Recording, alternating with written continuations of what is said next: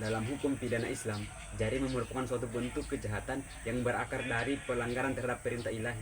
Penetapan suatu perbuatan jarima tidak hanya mempertimbangkan kerugian yang ditimbulkan terhadap individu ataupun masyarakat, tetapi juga menilai sejauh mana perbuatan tersebut bertentangan dengan nilai-nilai luhur dalam syariat Islam.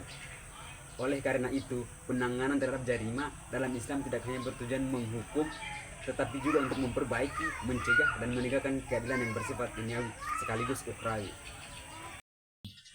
Di sini saya akan membahas kemudian unsur-unsur jarima, yang dimana unsur-unsur yang harus terpenuhi dalam suatu jarima yang sehingga perbuatan itu dapat disebut jarima apabila unsur-unsur terpenuhi.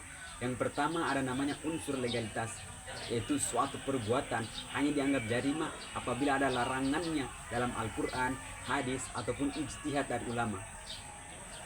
Yang kedua ada namanya unsur material, harus ada tindakan yang nyata seperti mencuri, membunuh, dan menuntut tanpa bukti. Unsur selanjutnya namanya unsur moral atau niat, harus ada niat kesengajaan dari pelaku. Dan yang terakhir ada unsur pertanggungjawaban hukum, pelaku harus mukallaf. Dalam hal ini orang yang sudah dibebani hukum, yang dalam Islam disebut yang mukallaf ini dia adalah berakal, balik, dan bertindak bebas. Selanjutnya yakni macam-macam jarima dalam hukum Islam.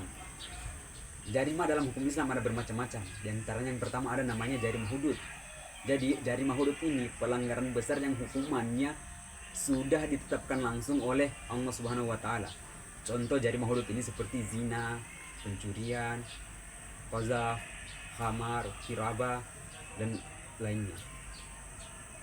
Contoh jarima selanjutnya itu ada namanya jarima qisas dan jarima diyat. Nah, jarima ini berkenaan dengan pelanggaran terhadap hak individu, khususnya yang menyangkut keselamatan jiwa, integritas tubuh. Contohnya itu seperti pembunuhan yang dihukum mati atau diyat.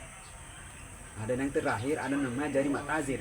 Jarima tazir ini mencangkup pelanggaran yang tidak termasuk dalam kategori hudud dan qisas tadi, atau hudud atau qisas dan diyat tadi.